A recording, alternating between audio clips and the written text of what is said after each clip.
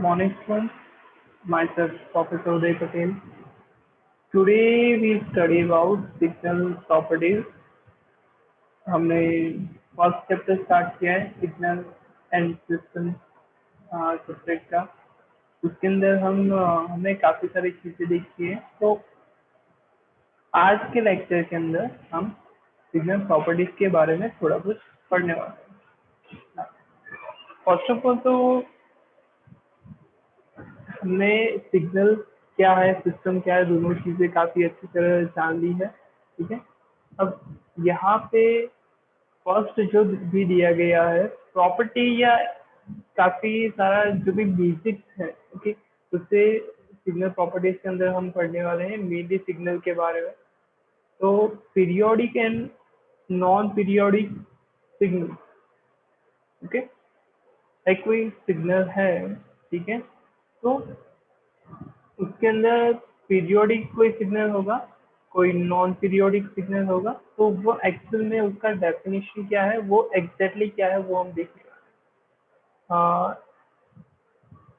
If signal is periodic then a continuous time signal which repeats itself after a fixed time interval, it is called as periodic signal. ठीक है, periodic signal यानी क्या, अगर simply हमें समझना है तो कोई टाइम पीरियड के बाद अगर कोई वेव फॉर्म या कोई सिग्नल अपने आप को रिपीट करता है, ठीक है, उतने ही टाइम पीरियड के लिए, तो उसको आप पीरियोडिक सिग्नल बोल सकते हो। अगर नहीं करता तो उसको नॉन पीरियोडिक बोलेंगे। सिंपल है, ओके। जस्ट लाइक साइनसोइडल जो भी सिग्नल है वो एवरी 0.02 सेकंड के बाद अपने आप को रिपीट करता है। तो we can call sinusoidal signal as a periodic signal. Yes, a periodic signal of a continuous time signal can be defined as mathematical. X of t is equal to x of t plus t0, where t0 is equal to what? The period of signal x of t. On other words, x of t repeats itself after period of t0 second. Okay? नहीं, यहाँ पे आप क्या लिख सकते हो, x of t is equal to x of t plus t zero. यहाँ पे अगर आपका साइनोसॉइडल सिग्नल है तो यहाँ पे आप 0.02 सेकंड लिख सकते हो। ठीक है, नॉन पीरियोडिक सिग्नल, ओके, अगर ये कंडीशन आपकी किसके लिए है, पीरियोडिसिटी के लिए है, तो अगर x of t is not equal to x of t plus t zero होगा तो वो नॉन पीरियोडिक होगा या अपीरियोडिक हम बोल सकते हैं। ठीक है, और कई कई बार टी जीरो जो भी है वो इनफाइनाइट भी हो सकता है। Okay, it is quite possible for what, non periodic. ठीक है, किसके लिए है, t zero is equal to infinity, non periodic. क्योंकि अगर मान लो कि किसी टाइम इंस्टेंट पे आपको पता है, डिफाइनेट टाइम पे आपको पता है कि कोई एक सिग्नल अपने आप को रिपीट कर रहा है, नॉन पीरियोडिक में तो वो रिपीट ही नहीं होगा, तो आप वो लिख सकते हो यहाँ पे t zero is equal to infinity हो सकता है। ठीक है, तो आपका x of t is equal to ये इक्वल ही नहीं। यहाँ पे आप देख सकते हो ये पीरियोडिक के लिए क्या है, ये साइनसॉइडल वेवफॉर्म दिया गया है और नॉन पीरियोडिक के लिए इस तरह का वेवफॉर्म दिया गया है। Okay, it is quite simple. After then है कि periodic discrete time signal, x of n is equal to x of n plus capital N, where capital N is equal to what, period of signal.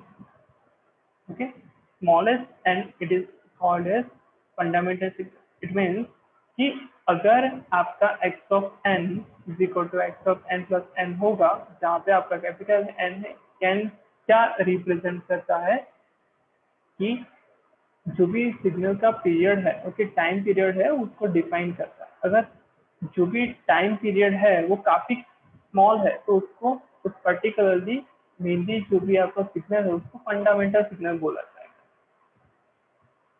ये है discrete time periodic signal. ठीक है, ये continuous के लिए है, okay, ये discrete के लिए है।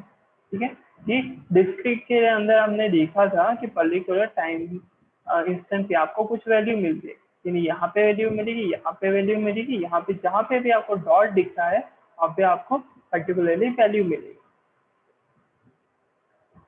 Non periodic discrete time signal जो भी होगा उस कंडीशन में आपका क्या होगा, आपको यहाँ पे देखो, ये देख रहे हो, ये नॉन पीरियोडिक सिग्नल है। अगर नॉन पीरियोडिक डिस्क्रीट सिग्नल होगा तो आपको पर्टिकुलर टाइम इंस्टेंट पे आपको सिग्नल का वैल्यू मिलेगा, जो यहाँ पे आप देख सकते हो। ओके, और उस कंडीशन में आपका x of n is not equal to x of n plus n आपको मिलेगा। ओके, अब अगर आप मैथमेटिकली उसको प्रूव करना चाहते हो तो वो क्या है, first we see that condition for periodicity of a discrete time signal. Okay, a discrete time signal is periodic only if its frequency is a rational number. Okay, ratio of two integers. Okay, for discrete signal, the condition of periodicity is x of n plus n is equal to x n. Okay, जो हमने देखा था, let xn is equal to cosine wave.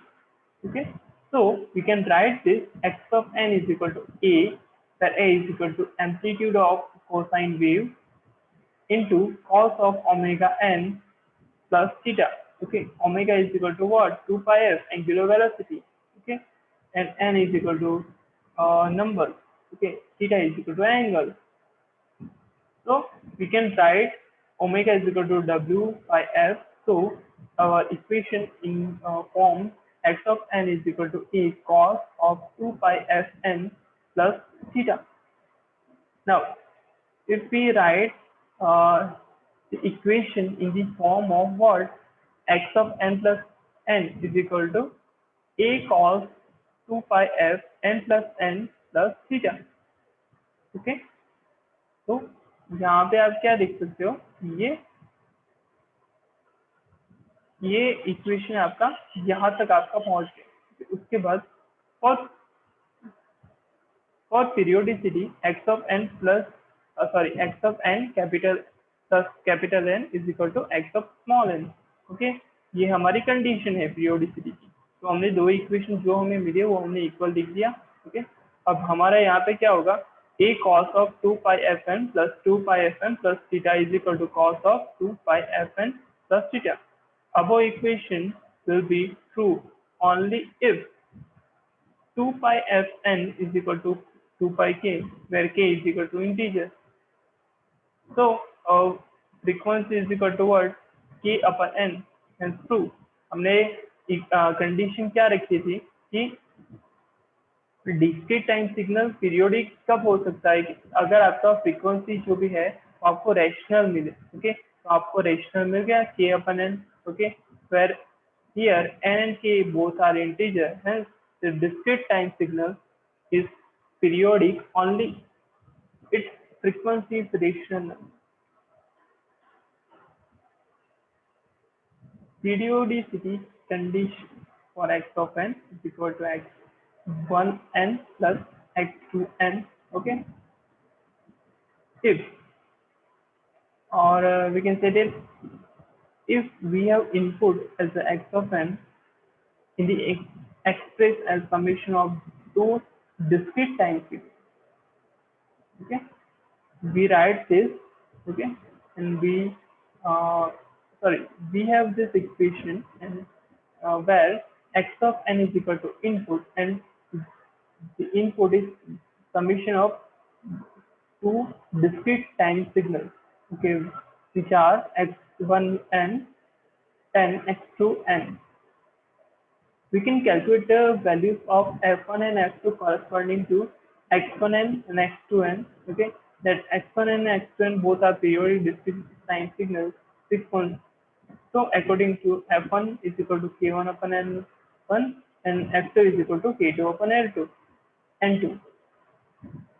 The resultant signal x of n is periodic if n1 and n1 divided by n2 is the ratio of two integers. The periods of x of n is the least common multiple of n2, n1 and n2. Similarly, the continuous time signal xt is equal to x1t plus x2t. You can calculate the values of t1 and t2 corresponding to x1t and x2t. The resultant x of t is periodic if t1 divided by t2 is the ratio of two integers. The fundamental period of x of t will be least common multiple of t1 and t2. Okay. Simply हमने यहाँ पे इतना सारा कुछ किया नहीं है. Okay. यहाँ पे हमने क्या लिया कि पीरियोडिसिटी जो भी कंडीशन है, ओके, वो क्या है एक्स ऑफ एन के लिए कि अगर आप पीरियोडिसिटी की कंडीशन ले रहे हो, ओके, किसके लिए, डिस्क्रीट टाइम सिग्नल के लिए, ओके, तो उसके लिए हमने दो सीक्वेंस ले लिए x1 एंड x2, दोनों को हमने समेशन कर दिया. ओके.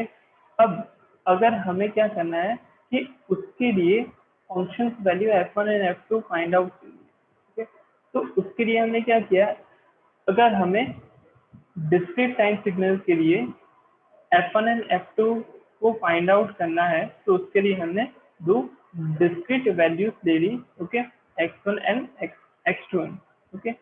अगर अभी जो भी हमने अभी जस्ट प्रूव किया उसके ऊपर से जो भी हमारे पीरियोडिसिटी की कंडीशन है वो हमने क्या लिख दी, f1 is equal to what, f1 is equal to k1 upon n1, f2 is equal to k2 upon n2. Okay. और जो भी हमारा रिजल्टेंट सिग्नल होगा वो इनडायरेक्टली क्या होगा कि n1 अपन n2 हमें मिल जाएगा. ओके. जो दोनों क्या है, एक इंटीजर है. ओके. और सिमिलरली जो भी कंटिन्यूस, ये तो होगी डिस्क्रीट टाइम की बात. ओके. लेकिन कंटिन्यूस टाइम सिग्नल के लिए अगर हमें फाइंड आउट करना है तो वो हम इस तरह फाइंड आउट कर सकते